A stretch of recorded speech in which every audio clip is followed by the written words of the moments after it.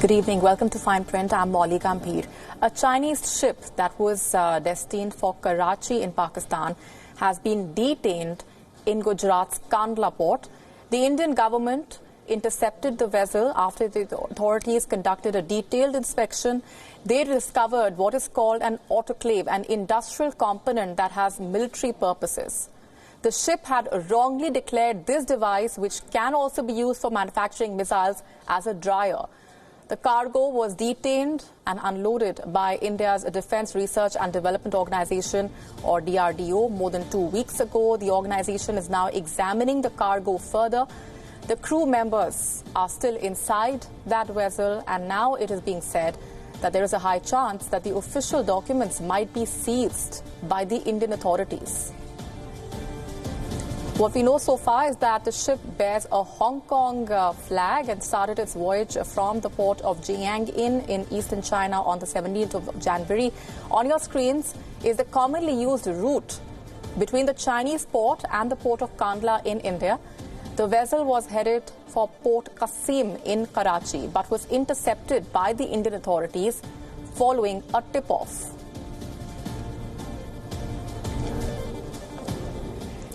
And this ship had almost managed to accomplish its task and evade the port authorities. It was held back from sailing to Pakistan in the nick of time. Media reports have highlighted startling details of an elaborate cover-up operation by the merchant vessel when it docked at the Kandla port on the 3rd of February. Only a flurry of calls from the highest levels of Indian intelligence agencies prevented the ship from delivering the autoclave to Port Qasim in Karachi. Autoclaves, like I mentioned, can be used in manufacturing missiles. Let's break down the developments for you. After docking at the Kandla port on the 3rd of February, the Chinese ship offloaded around 2,480 tons of cargo. Medical certificates of the crew, a mandatory requirement, were filed much in advance by their agents to secure necessary port clearances. On the 4th of February, the port authorities had issued the vital no objection certificate after ascertaining that the ship had no dues. Even an onward sailing memo had been issued to the ship to continue with its onward journey to Karachi. A pilot, which is a smaller vessel, was put on standby to guide the ship out of the harbour. However, on the 5th of February, port authorities got several calls from New Delhi to stop the ship from leaving the harbour. And after the ship was prevented from leaving, an inspection by the customs officials found that the declaration of the nature of the cargo was not matching with the equipment on board. Now, sources also revealed that in all likelihood, the papers of the ship will be seized, and it has now been moved to the anchorage area of the port. Reports also indicating that the tip-off to the Indian intelligence agencies came from Hong Kong, that the Chinese ship could be carrying dual technology cargo, which can be used for military purposes. Media reports quoting top Custom Department sources saying that it seems that the ship has violated regulations which deal with transport of special chemicals, materials, and equipments. Even as all eyes are on the Indian government's next course of action, the significance of the ship's detention is immense and carries geopolitical implications. Experts are concerned because the incident is also a stark reminder of what happened during the 1999 Kargil War, when a North Korean ship was seized at the Kandla port. The ship masked war components, metal casings, and missile manuals as water purification equipment. And the port where it was headed in Pakistan was near the Space and Upper Atmosphere Research Commission, which developed Pakistan's nuclear technologies.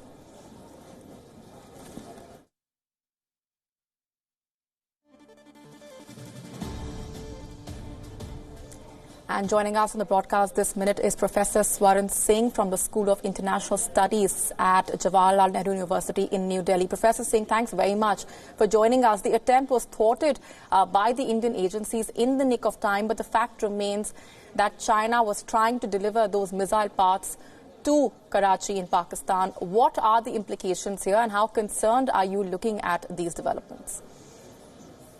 I think first thing to underline is how India as an emerging power has behaved very patiently. It's about 2 weeks' time that we are still ascertaining, and carefully the DRDO scientists are examining the cargo to find out what exactly is there.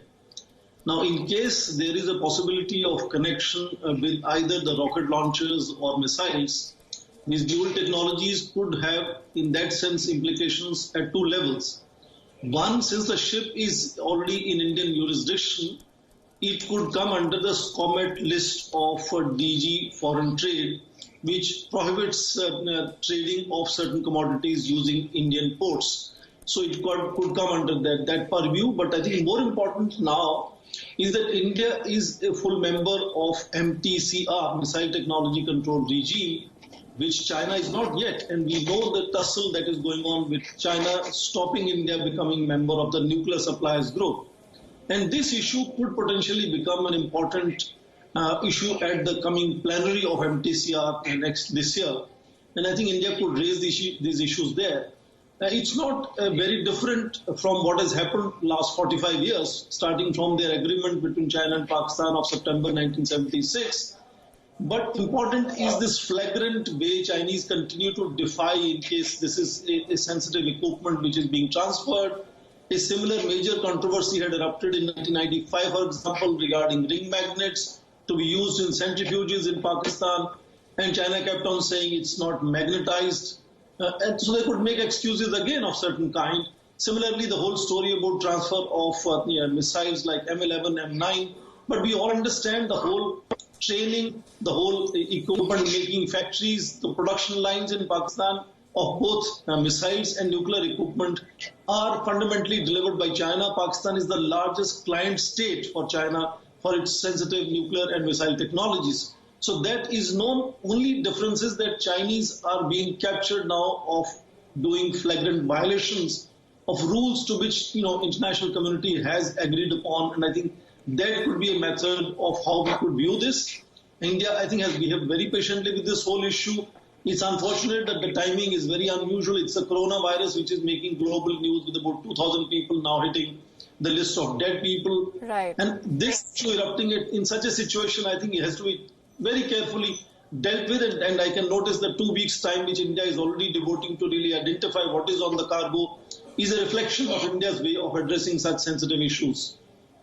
Absolutely. And taking a cue from what you mentioned right at the beginning, to what extent and in what ways do you think India can take up this matter with China, and how seriously should it be taken up with China by India? Definitely, it must be taken up very seriously, because a whole lot of outreach programs are now being provided to train these customs officials to ensure that some of these sensitive technologies, chemicals, components are not allowed to be exported from one destination to another without certain agreements in advance. And obviously, India's SCOMET list stops a whole range of such equipment to be transferred using Indian ports. And therefore, I think it comes under that purview, and Chinese will have to provide an answer as to why the equipment is moving in that direction from Kandla airport, and what actually it is and what it was meant for. And I think that flagrant violation of the norms and rules is what I think we can really take Chinese to answer some of these questions. Otherwise, the technology transfer between China and Pakistan is an old story.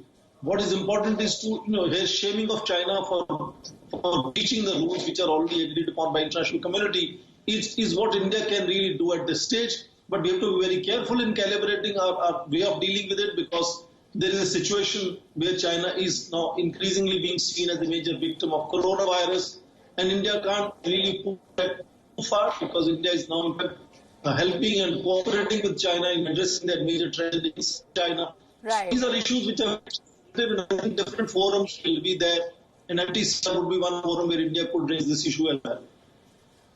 All right, we're going to leave it there for the moment. Professor, thanks very much for joining us with those perspectives and inputs.